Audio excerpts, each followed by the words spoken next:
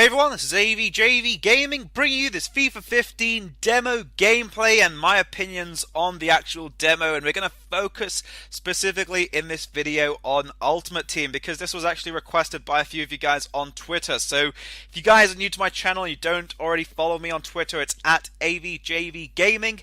And to tell you the truth guys, I wasn't actually going to do a video on this, and a few subscribers said to me on Twitter, we want to see your thoughts on the demo, and I thought, let's just cover Ultimate Team instead because that's one game mode I think a lot of us play, so let's go with it. And this year on FIFA 15, EA have given us the option of 5 different squads to choose from, and I've gone at one with Zlatan, Neymar and Messi. So I want to use the 3 players that I want to personally use, especially because Zlatan still has 5-star skills in the demo, whereas in the actual game he's only going to have 4-star skills, which is, I think personally, the biggest letdown ever. Now we are going to go into game settings, change the difficulty into professional, and I did play the first game in beginner and I struggled a lot. I have to put my hands in the air and admit that, guys, to you. I did struggle on beginner. So we're going to see how professional goes and if we can play well. And we do have skill games in before going into the game, so I'm going to be doing skill games for FIFA 15. And you guys have your chances at winning prizes, because if you beat me in skill games, then I'll let you guys, I might do a prize thing or do some coins or lend certain players out. I don't know. We'll have to see how the game does go about that. But over here, we are going to go into camera settings. First thing I always do in every FIFA, change the camera settings over to co-op. And we're going to go from custom into camera height being 15 and the camera zoom being 5. And last year I used 17 and 3. This year we're going to use 15 and 5, and if you guys would like, I'll do a tutorial on that because it gives you a nice bird's eye view. You can see those runs and those through balls, and look at that over there, straight away into Messi, and he sends it over the bar. Now I'm going to actually cover for Messi. That was my bad. And okay, you would probably expect more from Messi, but that was too much power on my side. That one is Messi's fault, however. That was with his right foot, and I'm sure he doesn't have a good right foot. So, anyway, we get over there. Zlatan gets headbutted in the nuts. He's out cold on the floor while he gets up like a soldier. And referees, guys, in this game are still really bad. I'm not going to lie. Their decisions are really appalling. So we tried a little bit of a custom tactic because I still haven't been able to create a custom tactic in FIFA 15, so I'll be having a few of those out because a lot of you guys really enjoyed that about FIFA 14, especially those tactics that I was showing you, how to make yourself better from corners or from free kicks. So all those little different bits will be out as well. But look at this over here with Zlatan with the finishing cross goal, and he does tuck it in and celebrates it with that kick, but cross goal seemed to be very difficult and only very few players were able to pull it off, so I felt more or less near post was better this year, or better in FIFA 15 on the demo, but we'll have to wait and see. And one thing I found with players, if you give them lots of space from your opponents, they'll literally go as close to goal as possible, and it doesn't really show that the computers are very smart in the game, especially on professional. I'd expected a little bit more because 14 was a game I did struggle a little bit. Now, over here you can see that we did get a corner, and goalkeepers and more or less defenders in my opponent's team were actually really nice, especially when they came to defending. Well, nice and giving us a few chances, but over here, look at that. He crunches Thiago Silva, and we finally get a free kick, and there's no card at all. But I thought goalkeepers were really good, better reflexes, but then they had a few odd mistakes, which really did let them down. We get a McGeady spin into a goal with Neymar, and brings me on the topic, actually, because that made me think, do you think McGeady would have 5-star skill moves? Because that would be a player in the Barclays Prem with 5-star skill moves on the right hand side. So, provided Ben Arthur still maintains his 5-star skill moves, but he didn't have such a big season last year. So, anyway, we're at half time, guys. I'm going to start deviating into other different things, and believe me, the discussion could probably go on for hours. But anyway, you can see that we have this new thing which is called Suggest Subs, which is a Y button on the Xbox, and I believe it'd be triangle on the PlayStation controllers. And it gives you a nice option because that way you don't have to look for all your substitutes through changing players. Just press Y and it'll find the next player's position on your bench.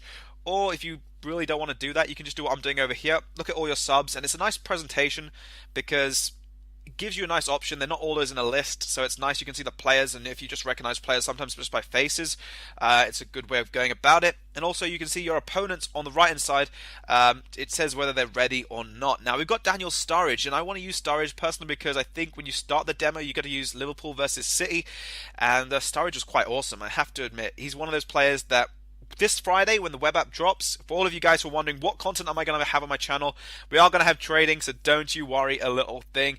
And if you saw my custom, the tactic I was using, the computer actually got wise to it, and that's something that some people will be saying, oh no, that's scary, but I think it's a very good aspect, as it helps you to improve your game, change up different styles, and always keep the opponents thinking, which is, I think, quite nice. And I've showed you guys a replay over there, and you just see the defense splitting over there from a 3-back, well, from a 4-back into a 3-back, purely because of one defender. So that could be a little aspect that we can utilize. But look at that. Lucas's touch is bad, but look at Sturridge, what happened to him over there. We're going to show you the replay over here. He absolutely gets crunched, and there's no penalty whatsoever about that one. So referees, guys, yet again, I have to reiterate this one.